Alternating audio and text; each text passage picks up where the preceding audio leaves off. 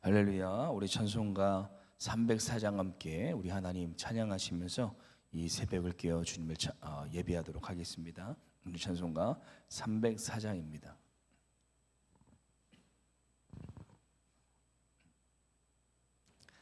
찬송가 304장 함께 찬양하겠습니다. 길 크신 하나님의 사랑 말로 다 영 못하네. 저 높고 높은 별을 넘어 이 낮고 낮은 땅 위에 죄범한 영혼 구하려 그 아들 보내사 화목제물 삼으시고 죄 용서하셨네. 하나님 크신 사랑을 증량다 못하네. 영원히 변치 않을 사랑 성도여 찬양하세. 괴로운 시절 지나가고 땅 위에 여호와 세할 때 주 믿지 않던 영혼들을 큰 소리 외쳐 울어도 주 믿는 성도들에게 큰 사랑 베푸사 우리의 죄 사했으니 그네이실까. 하나님 크신 사랑을 증량다 못하네. 영원히 변치 않을 사랑 성도여 찬양하세. 하늘을 두루마리 삼고 바다를 물 삼아도 한없는 하나님의 사랑 다 기록할 수 없겠네. 하나님의 크신 사랑 그 어찌 닿았을까. 저 하늘로 비싸도 채우지 못하리. 하나님 크신 사랑을 증량다 못하네. 영원히 변치 않을 사랑 성도여 찬양하세. 아멘. 기도하겠습니다. 언제나 크고 깊은 사랑으로 우리를 품어주시고 하나님의 충만한 은혜를 내려주시는 하나님 아버지, 오늘도 그 주님 앞에 우리의 마음을 다해 예배드리며 믿음으로 이 하루를 시작하게 하여 주심을 감사드립니다. 하나님, 우리가 생각하는 모든 일들 가운데 오직 하나님의 뜻이 이루어지기를 소원하며 오늘도 믿음으로 우리의 첫 시간을 올려드립니다. 주님께서 우리의 삶의 모든 순간에 자정하시고 주인 되어 주셔서 우리의 삶을 통치하여 주시고 우리의 삶을 주님의 능력으로 주장하여 주시옵소서.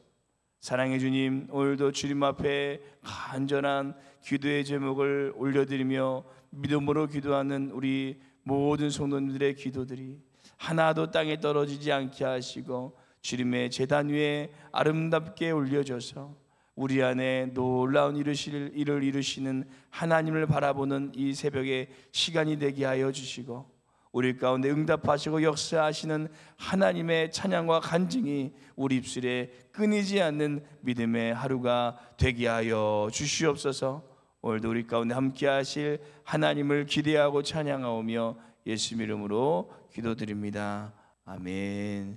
우리 함께 보실 하나님의 말씀은 요한계시록 16장 1절에서 11절 말씀입니다. 요한계시록 16장 1절에서 11절 말씀, 우리 찾으셨으면 함께 합독하도록 하겠습니다. 요한계시록 16장 1절에서 11절 말씀입니다. 함께 읽겠습니다. 또 내가 들으니 성전에서 큰 음성이 나서 일곱 천사에게 말하되 너희는 가서 하나님의 진노의 일곱 대접을 땅에 쏟으라 하더라. 첫째 천사가 가서 그 대접을 땅에 쏟음에 짐승의 표를 받은 사람들과 그 우상에게 경배하는 자들에게 악하고 독한 종기가 나더라. 둘째 천사가 그 대접을 바다에 쏟음에 바다가 곧 죽은 자의 피같이 되니 바다 가운데 모든 생명이 죽더라. 셋째 천사가 그 대접을 강과 물 근원에 쏟음에 피가 되더라. 내가 들으니 물을 차지한 천사가 이르되 전에도 계셨고 지금도 계셔 거룩하시니여 이렇게 심판하시니 의로우시도다. 그들이 성도들과 선지자들의 피를 흘렸으므로 그들에게 피를 마시게 하는 것이 합당하나이다 하더라. 또 내가 들으니 제자니 말하기를 그러하다. 주 하나님 곧 전능하신 이시며 심판하는 것이 참되시고 의로우시도다 하더라. 넷째 천사가 그 대접을 해에 쏟음에 해가 권세를 받아 불로 사람들을 태우니 사람들이 크게 태움에 태워진지라. 이 재앙들을 행하는 권세를 가지신 하나님의 이름을 비방하며 또 회개하지 아니하고 주께 돌아오지 아니하더라. 또 다섯째 천사가 그 대접을 짐승의 왕자에 쏟으니 그 나라가 곧 어두워지며 사람들이 아파서 자기 혀를 깨물고 아픈 것과 종기로 말미암아 하늘의 하나님을 비방하고 그들의 행위를 회개하지 아니하더라. 아멘. 요즘에 제 아들 시온이가 점점 자아가 커지면서 더 말을 안 듣기 시작하고 있습니다. 엊그저께도 시온이가 콧물이 나서 병원에 갔는데 병원에 있는 정수기를 보더니 자기가 물을 담아서 먹겠다고 이렇게 막 컵을 달라는 것입니다. 그래서 분명히 혼자 먹으면 다 쏟을 것이 분명해서 못하게 하니까 막 소리를 지르는 겁니다. 그래서 데리고 병원에서 나와가지고 그러면 안 된다고 막 혼을 냈는데 그러더니 또 막 울어가지고 제 마음이 되게 아팠던 적이 있는데요. 그러면서 느낀 것이 예전에 부모님께서 혼나는 것보다 혼내는 것이 더 가슴이 아프다라고 말씀하신 의미를 조금은 깨닫게 되는 것 같습니다. 우리가 요한계시록에 대하여 나누면서 계속 하나님의 심판, 재앙에 대하여 나누고 있는데요. 하나님께서 이 심판, 재앙을 내리실 때 마음이 어떠하셨을까요? 원수니까 이 사람들아 한번 혼나봐라 라는 통쾌한 마음으로 재앙을 내리셨을까요? 아닙니다. 하나님께서는 여전히 잃어버린 영혼을, 이 어린 양을 찾으시는 분이시며 심판하기를 더디하시는 분이시기 때문에 아마 이 대접의 심판, 이 재앙이 하나씩 쏟아질 때마다 하나님께서는 그보다 더 많은 눈물을 쏟고 계셨을 것입니다. 그래서 저는 이 말씀을 개인적으로 묵상하면서 이 대접은 재앙을 넘어서 하나님께서 이 쏟으시는 눈물이 아닐까라는 생각을 하게 되었습니다. 그래서 오늘 저희는 눈물을 쏟으시는 하나님이라는 제목으로 그 눈물이 담고 있는 이 성도와 세상을 향한 이 하나님의 마음이 어떤 것인지 함께 묵상하도록 하겠습니다. 첫째, 눈물을 쏟으시는 하나님은 기억하시는 분이시다라고 말씀하고 있습니다. 이제 요한이 일곱째의 재앙이 끝인 일곱 대접에 대하여 16절에 자신이 본 환상을 서술하고 있는데요. 이 첫 번째 재앙은 짐승의 표를 받는 사람들과 우상들에게 경배하는 자들에게 악하고 독한 종기가 나는 재앙입니다. 이 말씀을 보면 어디서 많이 본 말씀처럼 느껴지는데 이 출애굽할 때 임한 재앙을 연상하게 해줍니다. 그런데 중요한 것은 짐승의 표를 받는 사람, 우상들에게 경배하는 사람들처럼 하나님 앞에 순종하지 않는 자들에게 이것이 임하는 심판임을 우리에게 보여주고 있습니다. 그리고 둘째 대접이 이 바다에 쏟아지자 바다에 죽은 피와 죽은 자의 피같이 되고 이 생명들이 모두 다 죽게 되었다고 얘기합니다. 이것도 역시 이 출애굽의 재앙을 연상하는데요. 보통 요한계시록에서 바다라고 이야기하면 열방을 상징합니다. 곧 이 말씀은 이 하나님의 심판이 열방 가운데 임한다라는 것을 우리에게 보여주고 있는 것입니다. 또 셋째 천사는 그 대접을 강과 샘에 쏟는데 또 이 피가 물처럼 변해버린다라고 얘기합니다. 그리고 이 요한이 6절에 이어서 이렇게 얘기하는데요. 우리 6절 말씀 함께 읽어보도록 하겠습니다. 함께 읽겠습니다. 그들이 성도들과 선지자들의 피를 흘렸으므로 그들에게 피를 마시게 하는 것이 합당하나이다 하더라. 아멘.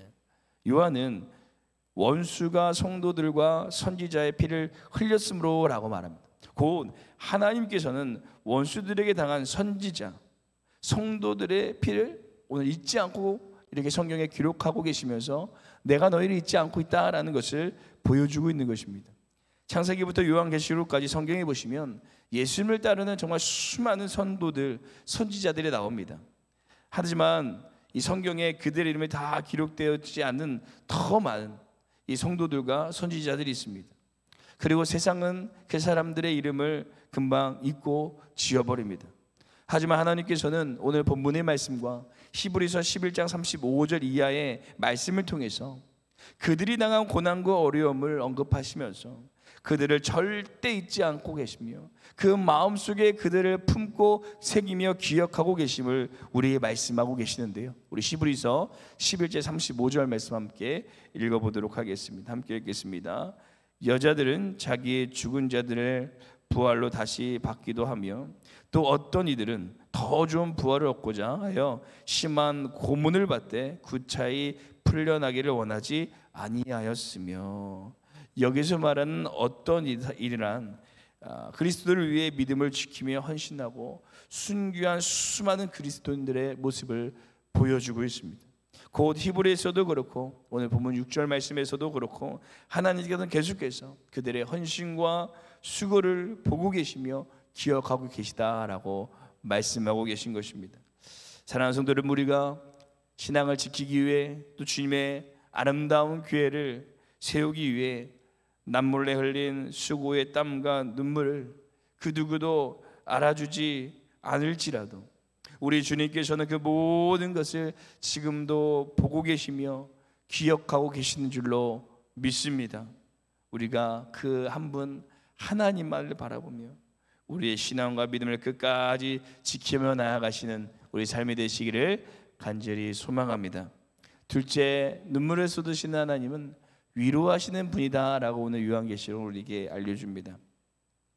이 요한계시록은 지금을 살아가고 있는 우리에게 주신 하나님의 진리의 말씀이기도 하지만 가장 1차적인 독자는 2000년 전 로마로부터 정말 수많은 핍박과 고난을 받은 성도들을 향한 글이었습니다. 이 요한계시록이 쓰여질 때 당시가 AD 95년경에 도미티아누스 황제의 통치 시기로 봤을 때, 또는 네로 황제의 통치 시기라고 할지라도 그 당시에는 예수님을 믿는다는 것이 상당히 어려운 상황 가운데 있었습니다. 황제의 숭배를 강요하였고 그것을 거부하면 반역자로 찍혀서 사회활동이 제한되었고 그것은 그들의 생계의 문제에도 이어졌습니다. 또 그뿐 아니라 체포되어서 고문을 당하거나 콜로세움에서 맹수나 화형이나 참수 등으로 수많은 고통과 핍박, 죽음이 그들 앞에 있었다는 것입니다. 그런 상황 가운데 이 요한에 이렇게 지금 성도들에게 이야기하고 있는 것입니다. 우리 6절 말씀을 현대인의 성경으로 다시 한번 읽어보겠습니다. 앞에 화면에 준비되어 있습니다. 함께 읽겠습니다. 주께서는 성도들과 예언자들을 죽인 사람들에게 피로 갚아주셨으니 이것은 그들에게 당연한 대가입니다. 아멘.